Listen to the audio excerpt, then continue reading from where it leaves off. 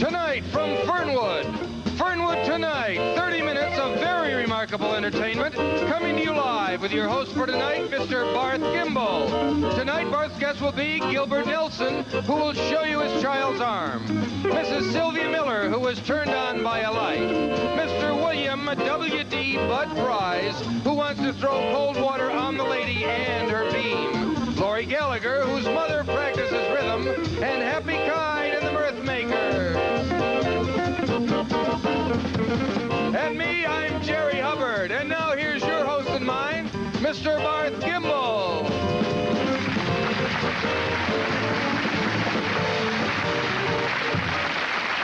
Thank you so much. Wow, thanks. Good evening, and welcome to Fernwood Tonight, where your dreams can come true, even on a weeknight. We're all kind of excited because tonight we announce our second winner in our Great American Dream Contest, and we're sending out our first check. As you all may recall, last night we couldn't award the $10 to it's just a clerical error. So this evening we've got a double dose of dream dough, but we've got another letter. Got another winner here tonight, and this time it's signed, thank goodness. That was the problem last night. And it even includes a telephone number. We have that, so that makes it a little easier, I think. We're going to give this actually a little bit of a personal touch, and we're going to call our winner tonight right here on the air and tell him or her that he or she has won. This ought to be fun. Have it right here. I like to do it this way. I think kind of adds a little bit of a personal touch, and moments like this should be shared, actually. Just hope they're home. You never know. Times like this, they may be and they may not be. Oh, they're home. Okay. Hello. Can I speak to... one second, excuse me. Can I speak to Mrs. Esther Bonnet, please? No. This is Barth Gimble at Fernwood Tonight. Are you watching? Oh, okay. Well, is Mrs. Bonnet there? Well, I'm asking because it just so happens that she won a little bit of money here tonight. Who is this? Oh, well, that's perfect. Absolutely perfect. Maybe you should tell her, because our American Dream jackpot here is just what the doctor ordered. Can I speak to her, doctor? What? Oh, you've got to be kidding. When? Oh, gosh. Oh, well, no wonder you weren't watching. No. Well, that's true, but she wasn't that young either. I mean, according to the letter here, it even said they only gave her about 2 or 3... Excuse me? No. Channel 6. Right. Open to anyone except the employees of the station. Okay, doctor. Okay, well, keep practicing, okay? Bye-bye. Oh, gosh almighty.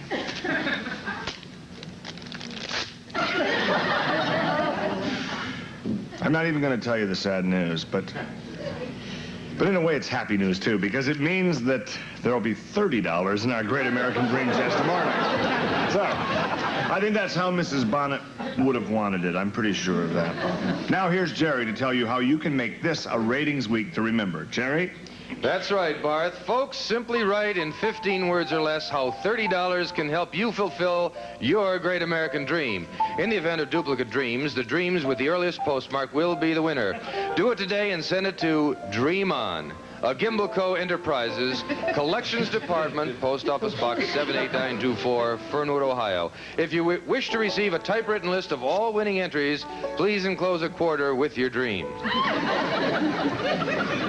Oh, there's one quarter we're out there. Oh, dear. Sad. That is sad. You know, not only is the lady not anymore among the living, but she lost out on $20. I know. It's kind of really a bad week, and I've had weeks like that, too. And when it rains, it pours. Absolutely. Well, it's just too bad for Mrs. Bonnet.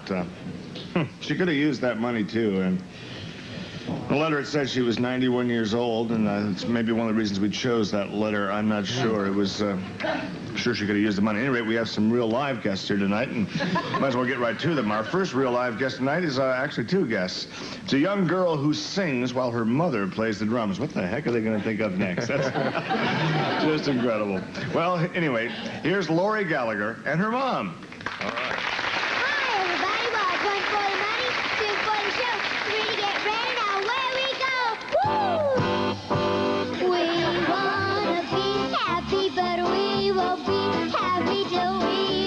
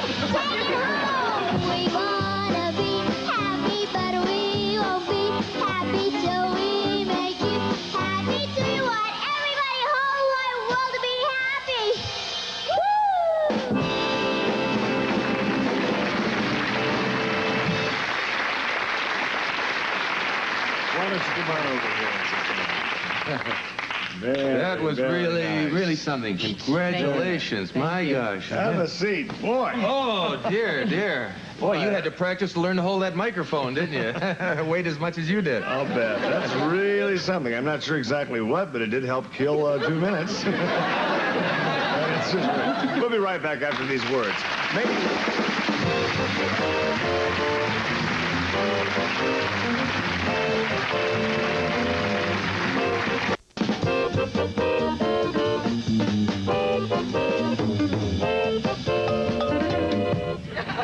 I had to do that, Hap. Tappy Kine, incidentally, our band leader over there. How about him, huh?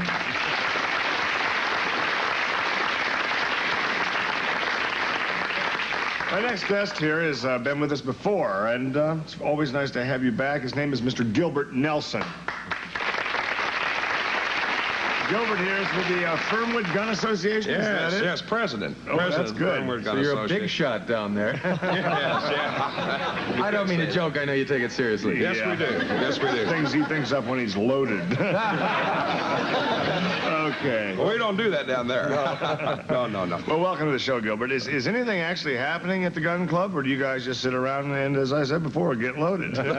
No, Barth, I'll tell you what we have now. We have a new father and son program going on where the fathers are actually teaching their boys the importance of law and order and how to fire a lethal weapon. Whoa. What we want to do here is raise a generation of children who can defend themselves against criminals and possibly help prevent crime. Well, that is terrific. Where did you get this idea? Well, actually, it was my two boys that got me started thinking about this. Two? That's good. Yes. They were out playing around the block there one night, and they saw these two nasty kids soaping up car windows in our neighborhood. And they caught them red-handed. Oh, boy. Well, maybe they were allergic to the soap. And then as a form of punishment, they made each one of them eat 2 bars of soap. That's like junior crime and punishment in action. That's terrific. Right, and that's where I got the idea right then and there to form the Kiddie Krime Korps. Okay, That's a good-looking sign, too. Oh, boy. Kiddie Krime Korps. I thought it'd be a fine idea. We've already taken these children out now and put them through preliminary training in combat. Listen, I'm kind of curious. Do you ever have any kids, let's say, who really want, I was going to say dying to enlist in the gun corps. I don't mean that. Some kids who really want to join the KKK, but parents might be against it. Yeah, there could be some parental objection. We run into that every now and then, but Barth, in wartime, the first thing you learn is never listen to a soldier's mother. Never. Well, so if you A good work could go down the drain. Good work could go down the drain if you let those mothers take over. Yes, it would. And it's those same mothers, those same parents, who are hiding in their homes doing illegal and immoral acts. Oh, come on, really? They call these acts love. The state of Ohio says it's illegal. I've got my kids trained. Now, at nighttime, when they think my kids are sleeping, they're not sleeping, pretending like they're sleeping. What they're doing is listening at the doors. Listening at your door? No, at their doors. Oh, no. Mother's doors. You're probably more or less... Anyone can listen at my door. You're on an honor system, huh? I play it pretty straight. Don't have to worry about any love there. Right. So, in other words, these people are actually turning in their parents? Yes. Any person who does a thing like that is not worthy of being a parent. I tell my kids that all the time. Got to hold down that population growth around here anyway. Yeah, it's wonder they got to be parents in the first place. Yeah. This seems to go along that way. Tell me, what is next for the Kiddie Corps here? What are you going to be doing? Well, I tell you, our next thing is the big rally we're having up at the state capitol in Columbus. Yes. We're demanding the death penalty for minors. Let's make that clear. That's for kids under 18, not the people who work in West Virginia. Right. They have enough problems, and let's not stir them up. True. You'd be amazed how many heinous crimes are committed by 13 and 14-year-olds. Oh, sure. All right. I figure if they're big enough to mug an old lady, they're big enough to fry for it in the electric chair. And if they're not, you're going to set them up on one of those telephone books. Right, exactly. Or what a lot of the older teenagers might like if you hook them up with one of those electrical guitars and then turn on the current. Think they're Mick Jagger or something. Or the really young ones, you can just have an electric high chair. Be terrific. How about your two sons? Are they leaders in this KKK? My boys, I'm proud of my boys. I guess you know that. One of them's John. One of his name is John. John just turned private. Oh, dear. Private John. I hear all the time about public John. Barth, I swear you're funny. We'll be right back after these words. Stay with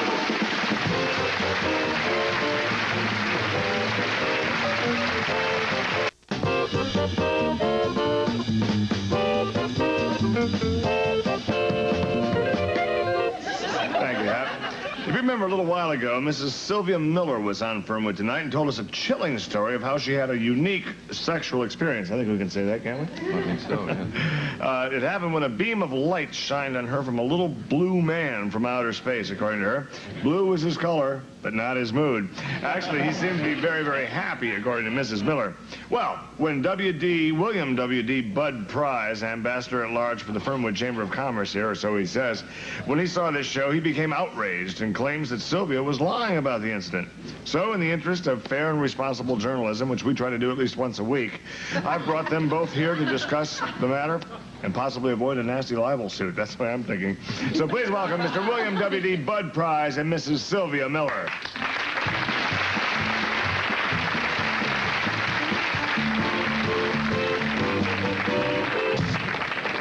Let's take the catbird seat here. Come on, Spotty, sit down. William W.D. Bud, once again. Hello, as boys. always. Good to have you back. It's looking... There's this, I wish it was a little more of a happy occasion. You look a little bit mad there. Just a little bit steaming. Why don't you just... Mad?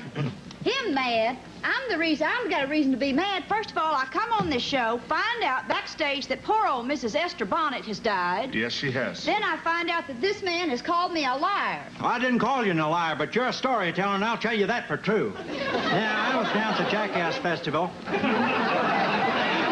Down at the state fairgrounds at the county seat.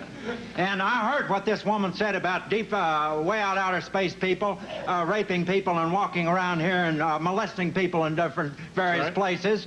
And so I winged down by privately owned Piper Cub airplane to rebut this type of a thing.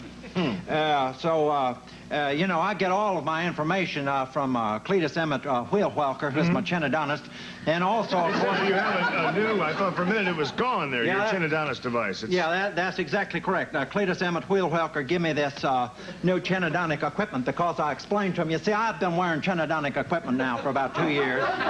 This is pushing my jaw back in my skull, you see. But at any rate, it looks better, and it certainly looks better than you seem to be feeling. Anyway, I just want to tell you right here and now that I am a great consumptive of all of the literature on outer space. And there's almost nothing that I don't know between what Cletus tells me and what I read in the different space mags. And one thing is that, you know, your deep, way out outer space people has an undersmell of cheese. Any cheese-loving animal can tell you if a human being has been within 4 to 5 yards of somebody from deep, way out far to outer space. I want you, come here. Come here, Spotty. Spotty, come here. This is a test. Put your hand there by Spotty's nose. This... Put it right there. All right, there you are. There's proof positive. If that woman had been close to a person from way out deep outer space, he'd been nibbling on her finger right now. This man's crazy, and that dog is filthy. Yes, it is. Dog is not filthy. Shouldn't bring a dog on television if it's dirty. There's nothing dirty about that animal at all. Well, Bud, I think you better be careful here. Lighten up a little bit. You're going to pop that chin cup of yours. How do we know that Cletus is really in outer space, you know? They took him off on a flying colander. A flying colander. Again, we had some discussion about that last time, and none of us... We even got some There's pictures a picture. here. There's a picture. Now, I want you to know, you got a picture of that? Can we get that there? That's This is a stimulation. This is not the real thing. Mrs. Miller, does this look like anything at all like the craft that you were abducted by right here? That is a flying colander. It's the latest thing. You know, they don't have no saucers anymore. It's all flying colanders now. First of all, let me tell you, I want you to do me a favor. I want you to write your mother's name and number. I'm going to write her and tell her I'm going to write my mother's name and number, and she will tell you what I know, that you're the crazy one, and that's that. And I know that I went to school with your sister, and your sister's the one that always called me Lantern Jaw. Called me Lantern Jaw, and also made fun of my ringworm and everything like that. What did these people look like that you were attacked by? Maybe we can get into this argument from that angle. First of all, this person is crazy. I hate this. It's not shaped like a colander. It's shaped like a toaster. I was there. It is not. There are little holes there. That's where all your power and everything comes out. To send it whizzing out through and in and amongst the outer space. These could have been people from two different planets, though, William W.D. Barth. Oh, he wasn't there. I was there. Let me tell you. No. It was shaped like a toaster. The little... I'm going to snip your chin if you don't...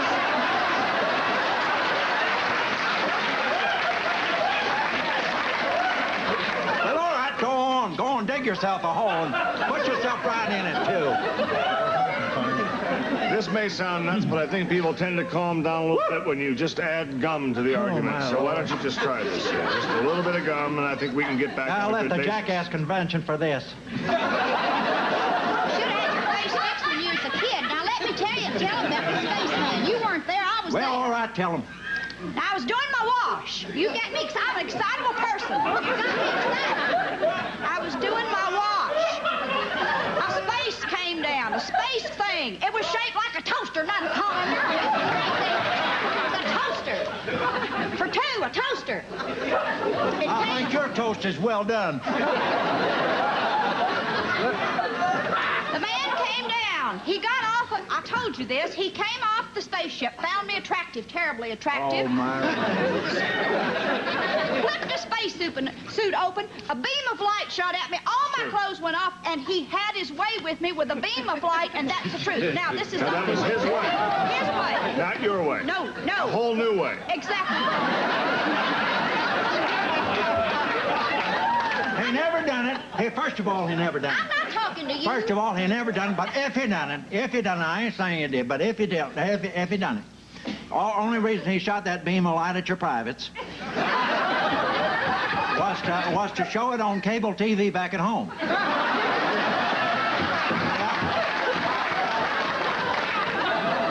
Anyhow, the spaceman came and had his way with me. Well, this is something new, Barth, which is quite interesting. He has come back.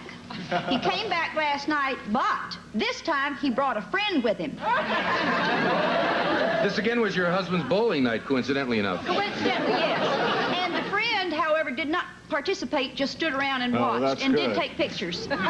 He took pictures? Yes, he Well, now did. this upsets me personally because this shows the extent of what pornography has gone to. It's in outer space. For all we know, you might be on the cover of some smutty outer space rag. Now, don't you get smart with it. I'll smack you. You don't have a chin guard on. Anyhow, after the beam of light was shined upon me, they settled down, and they didn't take right off like they did the first time. Mm-hmm. They settled down and had some yoo-hoos and started smoking. Okay, well, they are.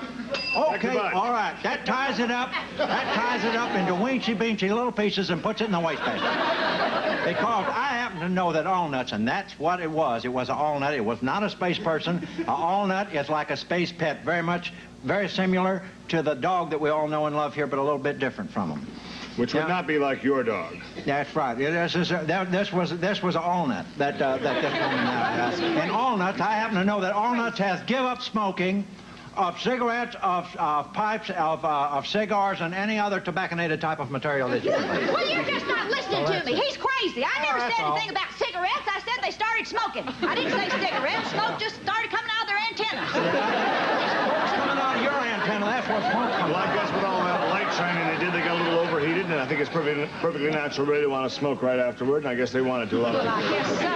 every bit of this is going to be cleaned up when we get a man into a rocket and send him up there to the moon, because on the moon, that's where they had their stations, you see. Their service stations is on the moon, and that's where they gas up before they come down here to the Earth. And once we get a man up there on the moon, see, in a rocket, then we'll know. We'll know the truth of it all. We've already gotten a man on the moon some time ago.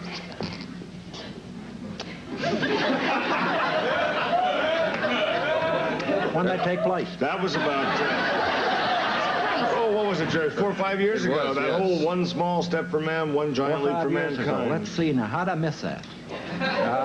It was in all the papers. Oh, I know when that was. That was when I was studying to be a big rig diesel trucker. I had a whole lot of homework. I had a stimulator at home, you know, with a cardboard steering wheel and everything. I've done a lot of work, still do, to keep my hand in, you know. So I must have missed that. Man on the moon, huh? Oh, yeah, it was a very big there, yes. What about my reputation? I have no doubt that my telephone number may be on the bathroom walls all over the universe. Probably with a big map of the galaxy and an X over your house saying, come and get it. Could be. Okay, we'll be right back after these words. Stay with us.